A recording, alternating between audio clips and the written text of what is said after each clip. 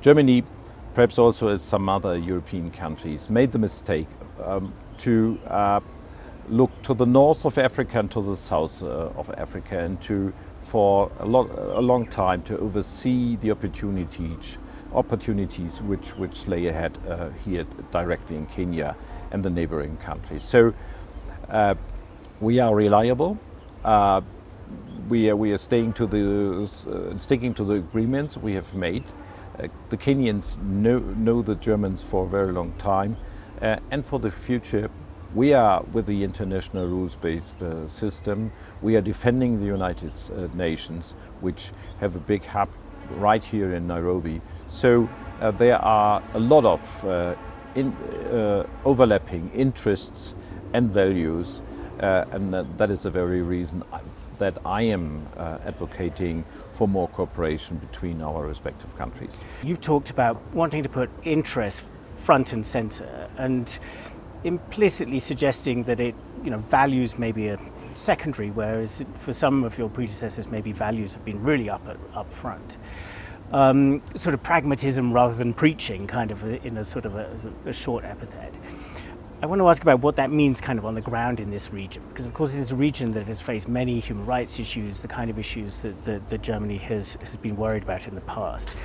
I mean, does it mean that Germany is tempted to kind of turn a blind eye to human rights abuses when they do happen? But somebody told us some months ago, if China comes to our region and we have a conversation afterwards, we have an airport.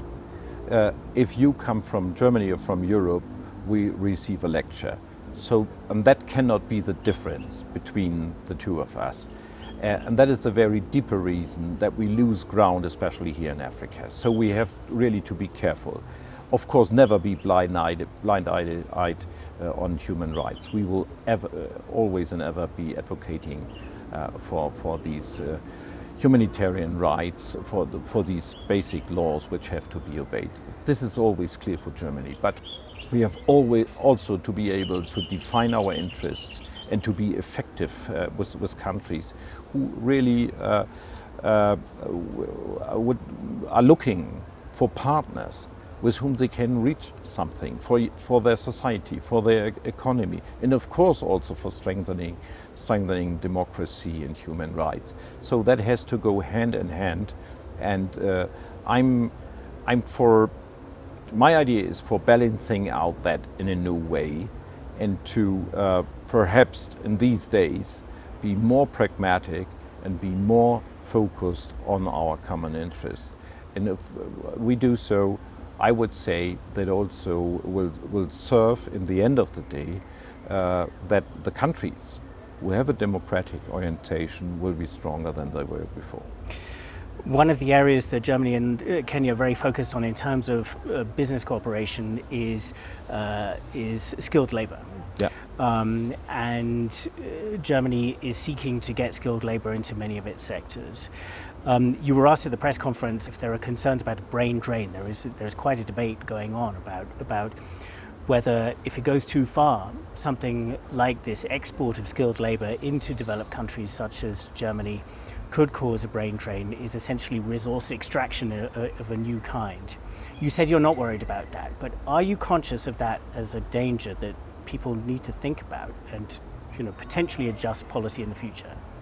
Though I'm a lawyer, I'm looking to the numbers of people who are moving to Germany, and they are too low right now. We need more of them being willing to work in Germany or in other European countries, because Europe, and Germany especially, is overaged.